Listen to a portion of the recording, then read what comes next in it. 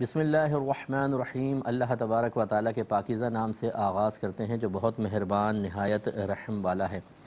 درس بخاری کا سلسلہ جاری و ساری ہے اور ہم کتاب البیوع تک پہنچے تھے۔ حدیث نمبر 2097 ہے اور حضرت جابر بن عبداللہ رضی اللہ تعالی عنہ اس کے راوی تھے۔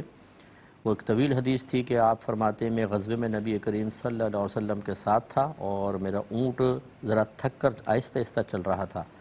بس میرے پاس نبی کریم صلی اللہ علیہ وسلم تشریف لائے اور فرمایا جابر، میں نے عرض کی کہ جی۔ آپ نے فرمایا کیا بات ہے؟ میں نے عرض کی کہ میرا اونٹ بہت آہستہ چل رہا ہے اور تھک گیا ہے، لہٰذا میں پیچھے رہ گیا ہوں۔ آپ سواری سے اترے اور اس کو ایک ٹیڑھے منہ کی لکڑی سے مارا، یعنی ہلکے سے مارا، پھر فرمایا اب سوار ہو جاؤ۔ پس میں سوار ہوا۔ اب میں نے دیکھا کہ وہ اونٹ اس قدر تیز دوڑ رہا تھا کہ میں اس کو بمشکل رسول اللہ صلی اللہ علیہ وسلم کی سواری سے آگے نکلنے سے روک رہا تھا۔ آپ نے دوران سفر پوچھا کہ کیا تم نے شادی کر لی ہے؟ میں نے عرض کی کہ جی ہاں۔ فرمایا کنواری لڑکی سے کی ہے یا بیوہ عورت سے کی ہے؟ تو میں نے عرض کی کہ ایک بیوہ عورت سے شادی کی ہے۔ نبی کریم صلی اللہ علیہ وسلم نے فرمایا کہ کسی کنواری عورت سے شادی کیوں نہیں کی؟ تم اس سے لطف اندوز ہوتے، وہ تم سے لطف اندوز ہوتی۔ میں نے عرض کی کہ میری کئی بہنیں ہیں تو میں نے چاہا کہ میں پختہ عورت سے شادی کروں جو ان کی نگرانی کرے اور ان کے کنگھی وغیرہ کرے اور ان کی تربیت کرے۔ آپ نے ارشاد فرمایا کہ اب تم گھر پہنچنے والے ہو، جب تم گھر پہنچ جاؤ تو ہوشیاری سے سمجھداری سے کام لینا۔ پھر آپ نے پوچھا کہ کیا تم اپنا اونٹ فروخت کرو گے؟ میں نے عرض کی کہ جی ہاں۔ پس آپ نے وہ اونٹ ایک اوقیہ چاندی یعنی تقریباً 40 درہم چاندی کے عوض میں مجھ سے وہ اونٹ خرید لیا۔ پھر نبی کریم صلی اللہ علیہ وسلم مجھ سے پہلے مدینہ پہنچ گئے اور میں صبح کو پہنچا۔ پھر ہم مسجد میں آئے تو میں نے آپ کو مسجد کے دروازے پر دیکھا۔ آپ نے دریافت فرمایا کہ تم اب آئے ہو؟ میں نے کہا جی ہاں۔ آپ نے فرمایا اپنا اونٹ چھوڑ دو اور مسجد میں داخل ہو کر 2 رکعت نماز ادا کرو۔ پس میں مسجد میں داخل ہوا، نماز پڑھی۔ پھر آپ نے حضرت بلال رضی اللہ تعالیٰ عنہ کو حکم دیا کہ وہ ان کے لیے ایک اوقیہ چاندی وزن کریں۔ پس حضرت بلال رضی اللہ تعالیٰ عنہ نے میرے لیے چاندی وزن کی اور زیادہ تول کر دی۔ پھر میں واپسی کے لیے چلا، حتیٰ کہ میں نے پیٹھ پھیری تو آپ نے فرمایا کہ میرے لیے جابر کو بلاؤ۔ یہ کہتے ہیں کہ میں نے دل ہی دل میں سوچا کہ اب آپ مجھے اونٹ واپس کر دیں گے، یعنی بس خدشہ آیا کہ شاید سرکار اونٹ واپس کرنا چاہتے ہیں اور پیسے لے لیں گے، اور میرے نزدیک اس سے زیادہ اور کوئی چیز ناپسند نہیں تھی، یعنی آپ چاہتے تھے کہ پیسہ آ جائے میرے پاس، یہ اونٹ نہ آئے، اس پیسے کی ضرورت ہوگی آپ کو۔ اب وہ سودا اگر کینسل ہو اور ضرورت بھی انسان کو ہو تو یقینی سی بات ہے کہ اس کو ایک مطلب آزمائش سی محسوس ہوتی ہے۔ تو کہتے ہیں کہ میرے نزدیک اس سے زیادہ اور کوئی چیز ناپسند نہیں تھی۔ پھر نبی کریم صلی اللہ علیہ وسلم نے مجھے بلا کے فرمایا کہ اپنا اونٹ لے جاؤ اور اس کی قیمت بھی تمہاری ہے۔ تو اس حدیث کے بہت سے حصوں پہ تو ہم کلام کر چکے ہیں، یہاں تک اس پہ ہم چل رہے تھے کہ نبی کریم نے ارشاد فرمایا کہ جب تم گھر پہنچ جاؤ تو ہوشیاری سے کام لینا۔ اس کا مطلب یہ ہے کہ سمجھداری سے کام لینا، یوں نہیں کہ تم فوراً بغیر اطلاع دیے گھر پہنچ جاؤ۔ رحمت کونین صلی اللہ علیہ وسلم نے اس سے منع فرمایا، بلکہ صحابہ کو یہ فرمایا کہ پہلے مسجد میں آؤ، نماز پڑھو اور کسی طرح گھر اطلاع بھیجواؤ تاکہ عورتیں اپنے آپ کو سنوار لیں، اگر کوئی صفائی ستھرائی کا معاملہ کرنا ہے تو وہ ہو جائے۔ تو اس وجہ سے سرکار چاہتے تھے کہ صحابہ کرام اطلاع دینے کے بعد پہنچیں۔ تو یہاں پہ بھی سرکار نے جو ہوشیاری سے کام لینا یہ فرمایا، اس کا مطلب یہی ہے کہ سمجھداری کے ساتھ گھر پہ پہنچنا۔ تو اس سے وہ ذرا ہمارے بھائی بہن درس حاصل کریں جو سرپرائز دینے کے بڑے شوقین ہوتے ہیں کہ کسی کے گھر جاتے ہیں اطلاع نہیں دیں گے، اچانک پہنچیں گے، اور پھر ان کو جب وہ سامنے والے دیکھ کر کچھ حیران ہوتے ہیں، کچھ مطلب حیرت اور تعجب اور خوشی کی ملی جلی کیفیات نظر آتی ہیں تو بہت لطف آتا ہے۔ لیکن اس میں بعض اوقات یہ ہوتا ہے کہ سامنے والا بیچارہ پریشان ہو جاتا ہے کہ آپ اچانک پہنچتے ہیں تو انتظام کرنا، گھر کی صفائی نہیں ہوتی، بعض اوقات ویسے ہی گھر والے عام لباسوں میں بیٹھے ہوتے ہیں تو پریشانی بھی بڑھ جاتی ہے۔ سنت طریقہ یہ نہیں ہے کہ آپ بغیر بتائے اچانک اپنے گھر پہ پہنچیں، بلکہ بہتر اور صحیح طریقہ یہ ہے کہ کہ پہلے اپنے گھر والوں کو اطلاع دیں یا کسی کے پاس بھی آپ جا رہے ہیں اور پھر بتانے کے بعد پہنچیں۔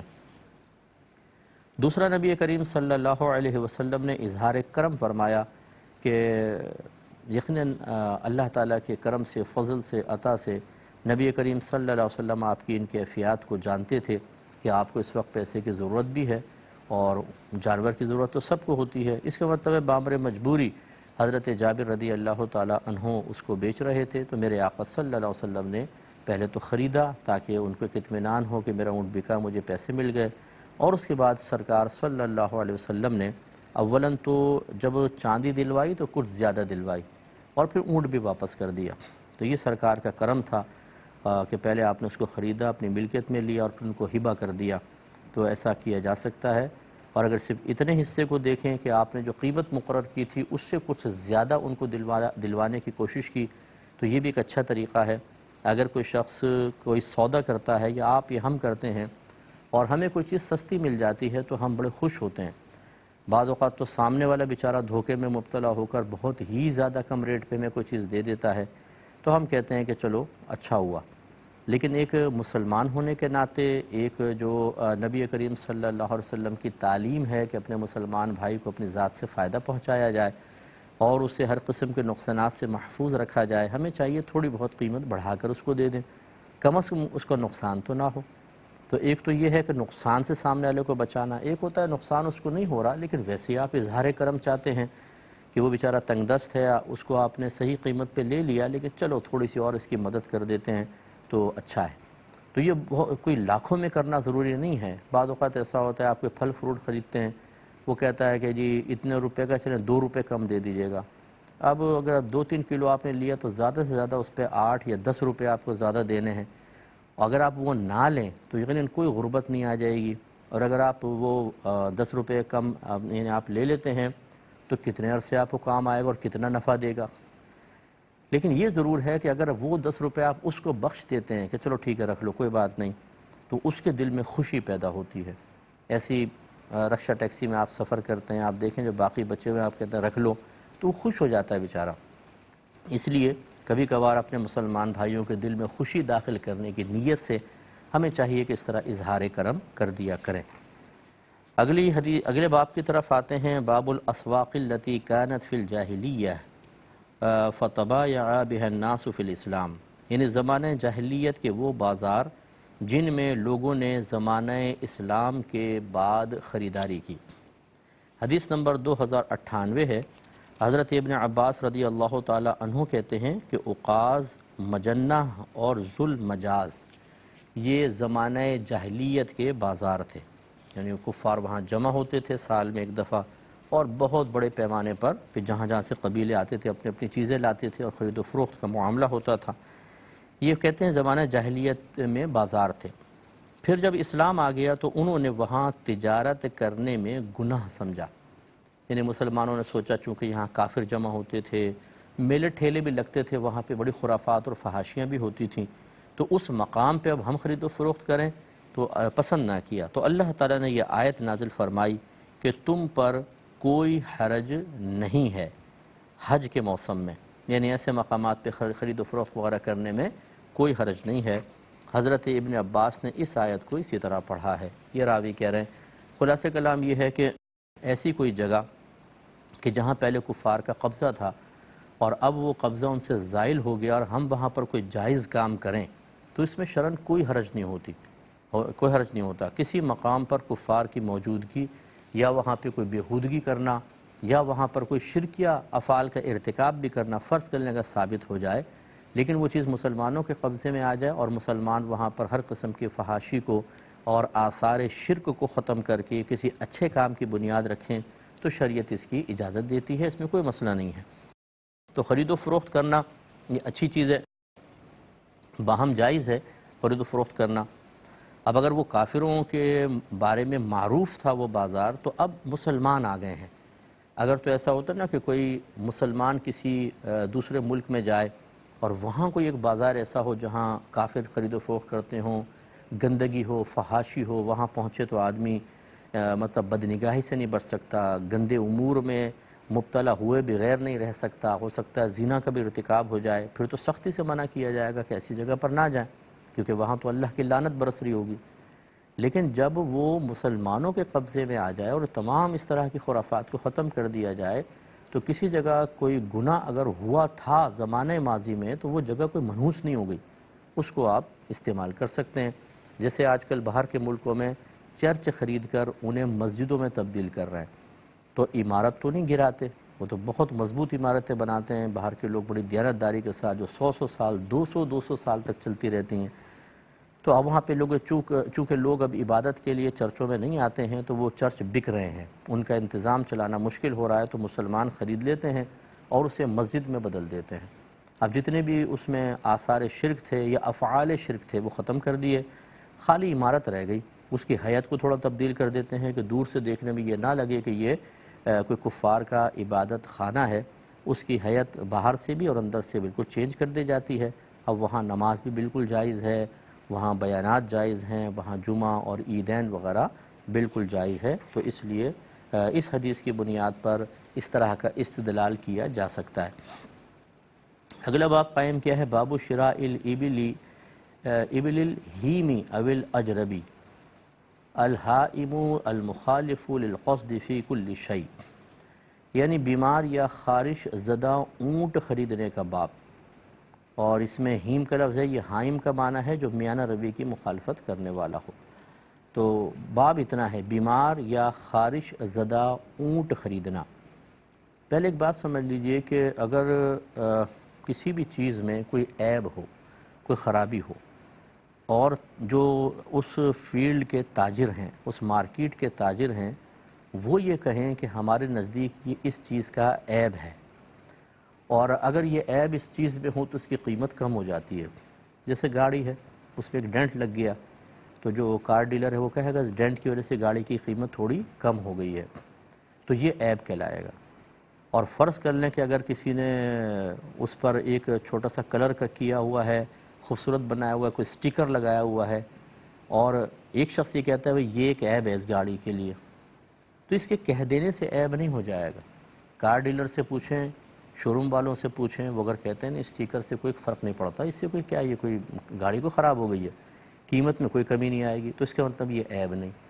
اس کا مطلب یہ ہوا کہ کسی بھی چیز کو جس کو آپ خرید رہے ہیں، اس میں کوئی چیز اگر آپ کو عیب محسوس ہو رہی ہے تو آپ کی رائے کا اعتبار نہیں ہوگا، اس چیز کے جو اکثر تاجر اسے اگر عیب کہیں گے تو عیب ہوگا، اور اس کی وجہ سے چیز کی قیمت میں کمی ہوگی تو اس کو عیب کہا جائے گا۔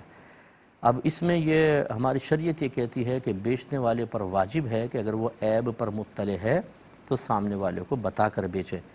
ہاں اگر خریدنے والا اس عیب کے باوجود اس چیز کو لے لیتا ہے، راضی ہو کر لے لیتا ہے، تو بس پھر اب وہ ٹھیک ہے، اس کی ملکیت میں آ جائے گی، اور اب وہ واپس بھی نہیں کر سکتا بلکہ، کیونکہ اس نے راضی رہ کے خریدا ہے۔ ہاں اگر آپ چیز کو گھر پر لے آئے اور لانے کے بعد آپ کسی عیب پر مطلع ہوئے، اور وہ واقعی وہ شرعی عیب ہے جو میں نے ابھی آپ کو تعریف بتائی، تو پھر اس کی بنیاد پر آپ چیز کو واپس کر سکتے ہیں۔ یہ بنیادی اصول ذرا ذہن میں رکھیں۔ اب یہ دیکھیے 2099 حدیث پاک ہے، حضرت عمر بیان کرتے ہیں کہ یہاں ایک شخص تھا جس کا نام نواس تھا، اس کے پاس استسقاء کی بیماری والے اونٹ تھے یعنی جو پیاس بہت زیادہ ان کو لگتی ہے، استسقاء کی بیماری والے اونٹ تھے۔ حضرت ابن عمر رضی اللہ تعالی عنہ نے اس کے شریک سے وہ اونٹ خریدے، یعنی یہ شخص اور ایک اور شخص ان میں پارٹنر تھے، ان کے اونٹ تھے۔ حضرت ابن عمر رضی اللہ تعالی عنہما نے ایک پارٹنر سے اونٹ خرید لیے، تو حضرت ابن عمر رضی اللہ تعالی عنہ نے اس کے شریک سے وہ اونٹ خریدے۔ پھر اس کے پاس اس کا دوسرا شریک آیا، نواس کے پاس آیا، تو اس نے پوچھا کہ تم نے وہ اونٹ کس کو فروخت کیے ہیں؟ اس نے کہا فلاں فلاں بزرگ آدمی کو، کیونکہ حضرت ابن عمر اس وقت تک بوڑھے ہو چکے تھے، کہا ان کو بیچے ہیں میں نے۔ اس نے کہا تم پر افسوس ہے، خدا کی قسم وہ تو حضرت ابن عمر رضی اللہ تعالی عنہما ہیں، یعنی تمہیں نہیں پتہ حضرت عمر فاروق کے صاحبزادے اور صحابی اور رسول، تم نے ان کو ایسے اونٹ بیچ دیے۔ پھر وہ شریک آپ کے پاس آیا اور عرض کی کہ میرے شریک نے آپ کو پیاس کی بیماری والے اونٹ فروخت کر دیے ہیں، اور اس نے آپ کو پہچانا نہیں تھا، تو ہم معذرت چاہتے ہیں۔ تو حضرت ابن عمر رضی اللہ تعالی عنہما نے فرمایا اچھا اس کو لے جاؤ، ان اونٹوں کو لے جاؤ۔ جب وہ ان کو لے کر جانے لگا تو حضرت ابن عمر رضی اللہ تعالی عنہما نے فرمایا کہ اچھا اس کو رہنے دو، ہم رسول اللہ صلی اللہ علیہ وسلم کے اس ارشاد پر راضی ہیں کہ کوئی مرض از خود متعدی نہیں ہوتا۔ متعدی کا مطلب آگے بڑھ جانا۔ تو نبی کریم صلی اللہ علیہ وسلم نے ارشاد فرمایا کوئی بیماری اڑ کر نہیں لگتی ہے۔ اس میں بارہا مختلف پروگرامز میں اس کی وضاحت کر چکا ہوں کہ ہماری سائنس یہ کہتی ہے کہ جراثیم ایک شخص سے دوسرے شخص تک پہنچتے ہیں، اس کا انکار کوئی نہیں کر سکتا، لیکن ہماری شریعت یہ کہتی ہے کہ وہ جراثیم باعث بیماری ضرور بنیں گے، ایسا نہیں ہے۔ وہ اللہ تعالیٰ چاہے گا تو وہ وائرس اثر کرے گا اور بیماری پیدا ہوگی، اور اگر اللہ تعالیٰ نہیں چاہے گا تو وہ وائرس مر جائے گا۔ اب جس سے کرونا کے بارے میں ہے کہ اگر وہ اندر اتر جاتا ہے، معدے میں چلا جاتا ہے، مر جائے گا، ختم ہو جائے گا، یا آپ نے کوئی علاج کیا ختم ہو گیا، مطلب ابھی بیماری مکمل طور پہ حاوی نہیں ہوئی تھی، آپ نے کوئی احتیاطی تدبیر کر لی، جیسے ہاتھ دھونا ہے، دیگر معاملات ہیں وہ کر لیے تو آپ فارغ ہو گئے۔ تو یعنی جراثیم کا پہنچنا یہ ممنوع نہیں ہے، لیکن وہ جراثیم باعث بیماری بنے گا یا نہیں بنے گا یہ معاملہ ہے۔ تو جو نبی کریم نے فرمایا کوئی بیماری اڑ کر نہیں لگتی ہے، اس سے مراد یہ ہے کہ اگر جراثیم پہنچ بھی گیا تو اس جراثیم کی وجہ سے بیماری ضرور پہنچ جائے، یہ نہیں ہوگا، اللہ چاہے گا تو ہوگا ورنہ نہیں ہوگا۔ تو اس لیے ایک صحابی تھے، وہ اپنے اونٹوں کو دوسرے اونٹوں سے الگ کر رہے تھے، نبی کریم صلی اللہ علیہ وسلم نے فرمایا کہ آپ ایسا کیوں کر رہے ہیں؟ انہوں نے عرض کیا صلی اللہ صلی اللہ علیہ وسلم یہ جو اونٹ ہیں یہ خارش زدہ ہیں، تو میں اپنے اونٹ کو علیحدہ کر رہا ہوں کہ اس کو بھی خارش نہ لگ جائے۔ رحمت کونین صلی اللہ علیہ وسلم نے ارشاد فرمایا کہ یہ بتاؤ ان پہلے اونٹوں کو خارش کس نے دی ہے؟ تو یہ ایک ایمان کی مضبوطی اور تقویت کے لیے تھا۔ تو اب ہمارا مذہب یہ نہیں کہتا کہ اگر کوئی بیمار ہے تو آپ احتیاط کر کے اس سے ہٹ جائیں، جیسے کوئی کھانس رہا ہے، کسی کو نزلہ ہے، کوئی متعدی بیماری ہوتی ہے جو ایک دوسرے میں پھیلتی ہے بیماری، اس طرح کی بیماری ہے تو شریعت اس سے منع نہیں کرتی کہ آپ احتیاطی تدبیر کرتے ہوئے اس سے دور ہٹ جائیں، اس کے قریب نہ جائیں، کوئی حرج نہیں ہے، جیسے اب کورونا میں بھی 6 فٹ کا فاصلہ رکھیں وغیرہ وغیرہ۔ لیکن اس کے ساتھ ساتھ شریعت اس کو بھی منع کرتی ہے کہ ضعیف الاعتقادی میں مبتلا نہ ہو جائیں۔ یہ اپنا یقین رکھیے کہ بیماری اللہ کے حکم سے لگے گی، ورنہ چاہے بیماروں کے بیچ میں رہے نہیں لگے گی۔ تو یہ دونوں چیزیں ان میں بیلنس قائم کرنا ضروری ہے۔ انشاءاللہ مزید اس پر گفتگو کریں گے دوسرے پروگرام میں۔ وآخر دعوانا ان الحمدللہ رب العالمین۔